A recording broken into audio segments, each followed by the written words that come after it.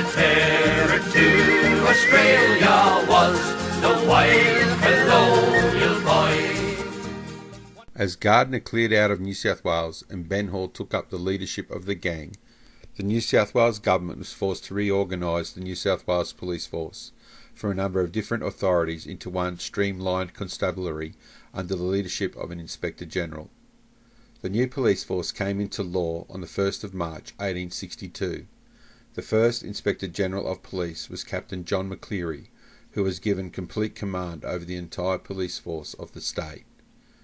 McCleary immediately set about organising the police force into districts and concentrated on the hotspots of southern and western New South Wales to combat the brazen lawlessness of the Bushrangers around the towns and goldfields. Ben Hall, who was operating in the western districts and at times the southern districts, was the most efficient of the Bushranger leaders. Compared to the police, his gang were well armed and superbly mounted, often on stolen racehorses which easily outpaced the poor quality of the police mounts, and the gang were often armed with the latest carbines and revolvers. Some of their hold-ups seemed to deliberately taunt the police, which in turn brought ridicule from the press and mockery from the squatters and townspeople as Hall's gang roamed with impunity.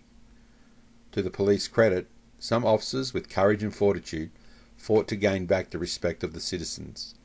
Inspector Frederick Pottinger was one who was unwavering in his hunt for Hall's gang and would spend weeks in the saddle living rough, and on many occasions had gunfights with Hall and his gang.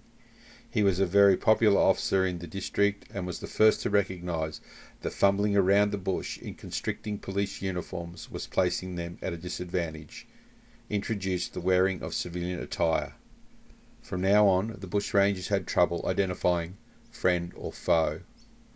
Some of the brave pursuers of Hall and his gang during this period were Captain Edward Batty, Inspector James Stevenson, Detective Patrick Lyons, Inspector Morissette, Sub-Inspector Sanderson, Constable Sutton, who was severely wounded in a shootout with O'Mealy, Sergeant Edmund Parry, shot dead by John Gilbert, Constable Samuel Nelson, shot dead by John Dunn, Detective James Andrew Pye, and Inspector Norton, who would be captured by Hall. There were many others who volunteered to do their duty, while some police died during the hunt from drowning whilst crossing flooded rivers and creeks for Hall and his gang. Over time, citizens would also stand and fight for life and property.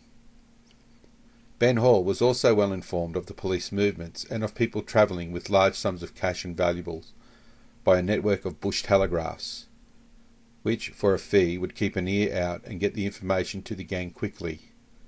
These telegraphs often lived in the local towns and were often related to the gang members by marriage or blood. The telegraphs became the eyes and ears of the Bushrangers, who were often one step ahead of the police through the information passed on to them. A terror to Australia was the wild colonial boy.